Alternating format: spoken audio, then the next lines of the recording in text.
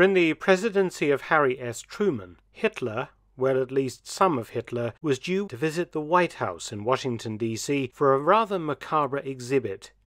Let me explain. The story begins before Truman became president. On the 20th of July 1944, Hitler narrowly survived the famous assassination attempt at the Wolf's Lair, his Eastern Front headquarters. One of his staff officers, Colonel Count von Stauffenberg, managed to smuggle a bomb inside his briefcase into the Führer's military conference that was being held in a briefing hut. The bomb detonated, but Hitler somehow survived. His legs were lacerated by hundreds of wood splinters from the huge map table, his elbow badly bruised, his hair singed, and both of his eardrums burst, but otherwise he was not badly injured.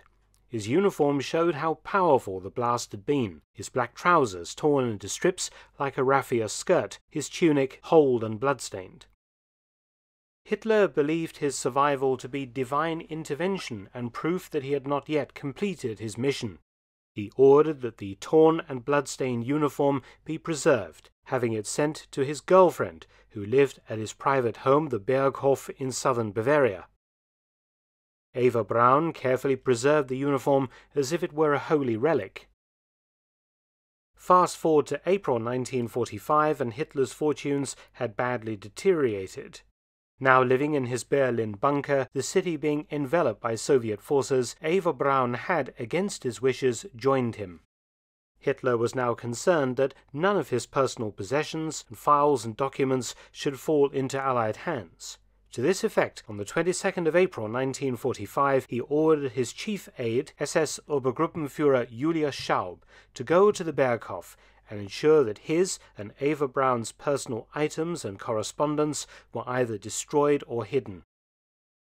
Schaub was accompanied by another member of Hitler's staff, SS Sturmbannführer Johannes Göhler.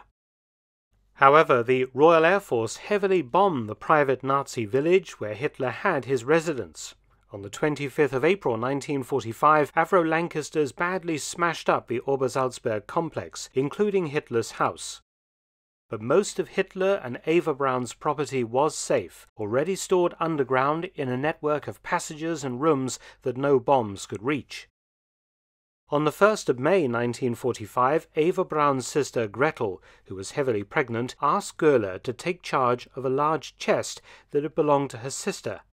Eva Braun had married Hitler in the bunker, and on the 30th of April the two of them had committed suicide. Gretel's husband, Hermann Fegelein, Heinrich Himmler's adjutant to the Führer headquarters, was also dead. He had been caught attempting to abscond from ruined Berlin and after interrogation shot on Hitler's orders. So on the 1st of May 1945, Göhler took charge of Eva Braun's trunk, which contained some 250 personal letters written between herself and Hitler. There were also photo albums, plus photographic negatives, 28 rolls of motion picture film of the private life of Hitler and Eva Braun, some silverware, watches, and US and British currency, and the uniform Hitler had been wearing when he was blown up the year before. Göhler placed a telephone call through to SS Hauptsturmführer Erwin Haufler at Fischhorn Castle. The castle was being used as a collecting point for Nazi artifacts and documents that needed to be saved, quickly moved out of danger, or indeed destroyed. The castle was also the headquarters of the Florian Geyer SS Cavalry Division, commanded by none other than Hermann Fegelein's brother, Waldemar.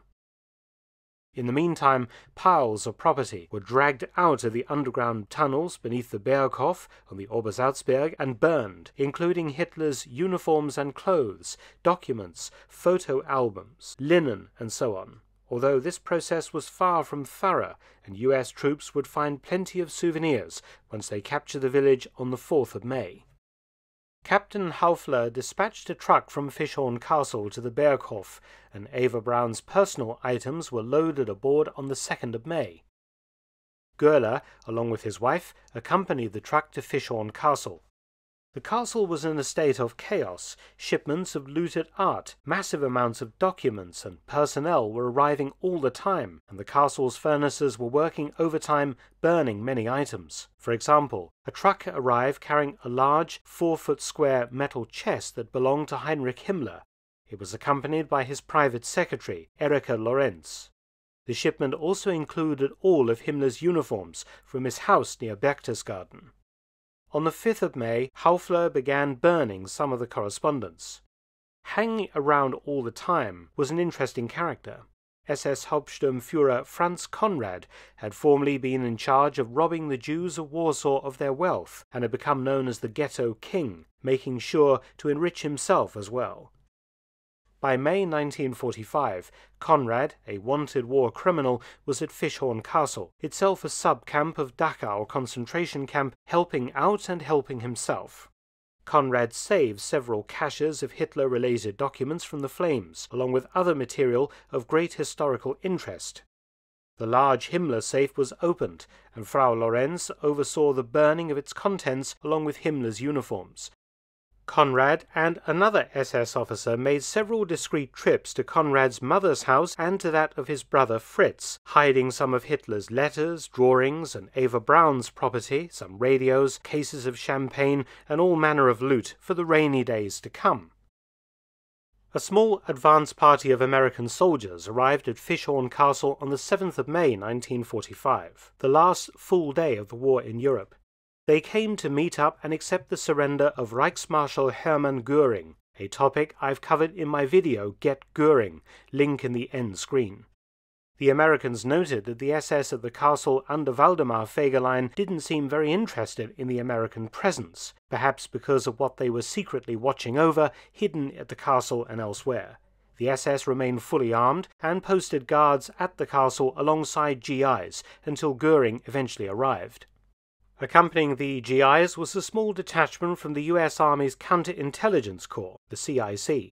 Once the war was over, the CIC began extensive investigations to locate the missing documents and valuables, and to find and arrest Nazi war criminals, alongside the work of the Monuments men who were recovering stolen art and other treasures. Goeller was arrested and interrogated, but stated that the items he had taken from the Berghof he had in fact ordered burned. The CIC also picked up Conrad, a wanted war criminal, due to his involvement with the final solution, and he also denied having any of the aforementioned materials that the Americans were searching for.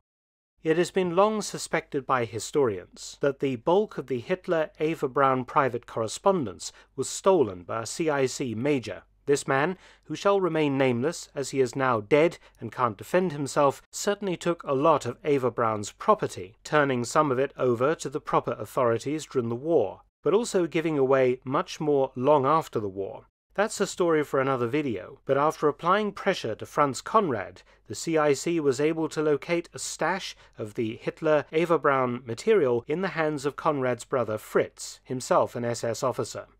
As this inventory of the items received notes, the Americans led by Special Agent Wallace Snelson, the 307th CIC Detachment, US 7th Army Headquarters, found the suit worn by Hitler on the 20th of July 1944. This material, which included Hitler and Eva Braun's private photograph albums and photographic negatives, the motion picture film rolls, some silverware, some marked with Eva Braun's monogram, men's and women's gold watches belonging to Hitler and Eva Braun, and Hitler's gold cufflinks, and some cash was sent to the office of the Assistant Chief of Staff, G2 Intelligence, U.S. Forces European Theater, which made this material available to the Document Control Section for intelligence study. On the 8th of November 1945, Major Mark Spiegel, executive of the Document Control Section, turned over some of the Hitler-Eva Braun items to Major E. A. Jesser, Deputy Chief, Currency Section, Financial Branch, Office of the Military Government for Safekeeping. Basically, the Americans had taken over the Reichsbank building in Frankfurt am Main and used the vaults to collect and store Nazi gold, paper currency, and art treasures and other valuables. However, Hitler's uniform, the photographs and negatives, the motion picture films, and some of Eva Braun's clothes and so on were retained and stored at the Document Control Section. And here is where the story becomes a little weird.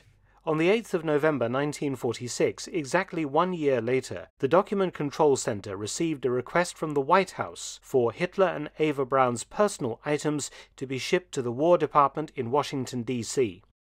A special exhibition was planned at the White House, curated by the National Archives, of this material, including presumably Hitler's blood-stained uniform, a display for President Truman and members of the U.S. government and other special guests. Codenamed Shipment Number 76, it included 156 pieces of silverware, 5 watches, 1 set of cufflinks, some knives and forks marked with Eva Braun's monogram, a silver necklace, a diamond brooch, the latter two probably gifts from Hitler to Eva Braun, and several other items noted as being of no value, presumably including Eva Braun's clothes and Hitler's damaged uniform. But the exhibition was not to be. Stars and Stripes, a U.S. Army newspaper, got wind of the proposed exhibition and ran an article on it. The White House then issued a statement disclaiming all knowledge of the Hitler-Eva Braun exhibition, so Hitler's personal items never made it to Washington, D.C. What happened next was also rather strange. I believe that the idea of displaying Hitler's blood-stained uniform inside the president's house caused such negative fallout that the decision was taken to tone down the whole affair. The Hitler photo albums, the negatives, and the rolls of motion picture film were given to the National Archives, and indeed much of the film used in this video comes from those 28 rolls that used to belong to Eva Braun. As for Hitler's uniform, it never left Germany, officially at least.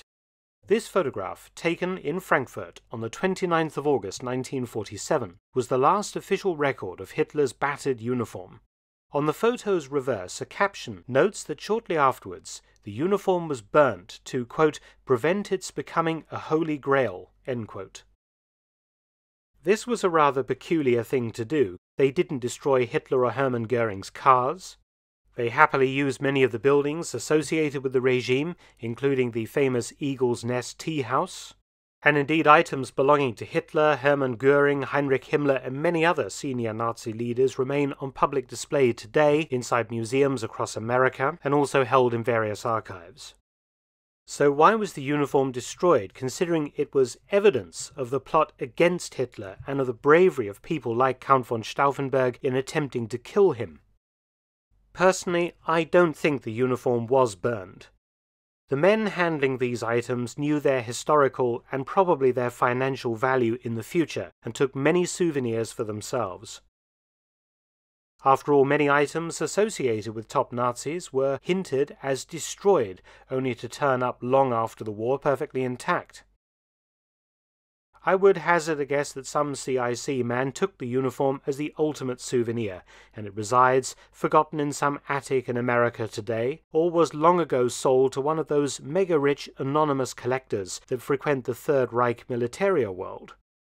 In sifting through the files at the U.S. National Archives in Washington, D.C. about this entire episode, although the photograph has a caption on the back saying it was destroyed, I can't find one single piece of evidence in the form of a file from some officer ordering its destruction. If it does exist, and it's a big if, the historical importance of the damaged uniform is huge. It is, as I said, physical evidence of how close Hitler came to death at the hands of Count von Stauffenberg. It is covered in Hitler's blood, which would reveal a DNA profile from an unimpeachable source to help settle many of the historical questions concerning Hitler's ultimate fate, and therefore it should really be in a museum. The 250 private letters between Hitler and Eva Braun also remain missing to the present day, something we will examine in more detail another time. Thanks for watching, please subscribe and share, and also visit my audiobook channel, War Stories with Mark Felton. You can also help to support both of my channels at PayPal and Patreon, details in the description box below.